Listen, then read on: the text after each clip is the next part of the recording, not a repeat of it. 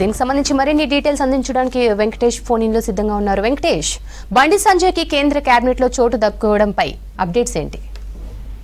స్రవంతి, కరీంనగర్ నుంచి బీజేపీ తరఫున ఇప్పుడు రెండో క్యాండిడేట్ అనుకోవచ్చు బండి సంజయ్ కేంద్ర కేబినెట్ లో చోటు దక్కించుకోవడం పట్ల ఇక్కడ స్థానికంగా కూడా హర్షం వ్యక్తం అవుతుంది. బండి సంజయ్ 2014 ముందు ఆయన ప్రొఫైల్ ఒక రకంగా ఉంటే 2014 తర్వాత ఒక ప్రొఫైల్ అనుకోవచ్చు. ప్రజెంట్ ఆయన బీజేపీ జాతీయ ప్రధాన కార్యదర్శిగా ఉన్నారు.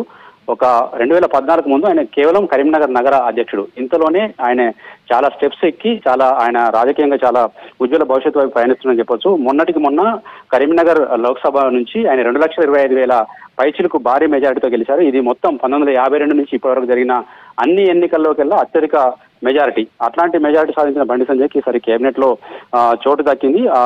ఆయన సహాయ మంత్రిగా ప్రమాణ స్వీకారం చేయబోతున్నట్టు కూడా మనకు సమాచారం ఉంటుంది. అయితే ఆయన ప్రొఫైల్ కనుక తీసుకుంటే ఆయన చిన్నప్పటి నుంచి కూడా ఆర్ఎస్ఎస్ భావజాలం, తర్వాత బీజేపీ పట్ల ఆకర్షితులై అదే ఉన్నాడు. శిశు మందిర్లో చదువుకోవడం, తర్వాత ఏబీవీపీలో పనిచేయడం, ఆ తర్వాత యువమోర్చాలో భారతీయ యువమోర్చాలో పట్టణ ప్రధాన కార్యదర్శి నుంచి కరీంనగర్ పట్టణ ప్రధాన కార్యదర్శిని మొదలుకుంటే ఇప్పుడు జాతీయ కార్యదర్శి స్థాయి వరకు ఎదిగారు. కొద్ది రోజుల క్రితం 2020 నుంచి 2023 వరకు రాష్ట్ర పార్టీ చీఫ్ గా కూడా పనిచేశారు బీజేపీకి.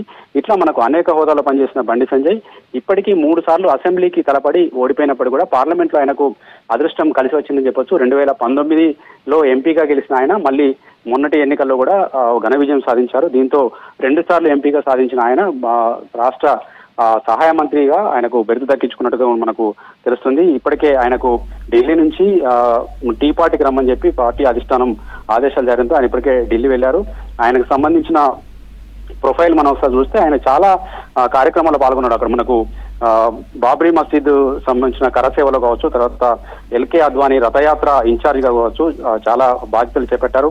గతంలో భారతీయ జనతా పార్టీకి సంబంధించి తమిళనాడు, కేరళలో కూడా ఇన్ఛార్జిగా కొద్ది రోజులు పనిచేశారు. తర్వాత 2019 పార్లమెంట్ ఎన్నికల పోటీ చేసిన తర్వాత అప్పటి వరకు ఉన్న టీఆర్ఎస్ కంచుకోటను బద్దలు కొట్టి దాదాపు 96,000 పైచిలకు ఓట్లతోటి లాస్ట్ టైం 2019లో గెలిస్తే ఇప్పుడు 2,25,000 మెజార్టీతో గెలిచారు. తర్వాత అనేక పదవులు ఆయనను వరిస్తూ వచ్చాయి. 2019లో OBC welfare parliament committee member గా పనిచేశారు. తర్వాత అదేవిధంగా 2019లోనే మళ్ళీ urban development parliament committee member గా నియమితులయ్యారు. టొబాకో బోర్డు మెంబర్ గా పనిచేశారు. తర్వాత minority affairs state level committee member గా పనిచేశారు.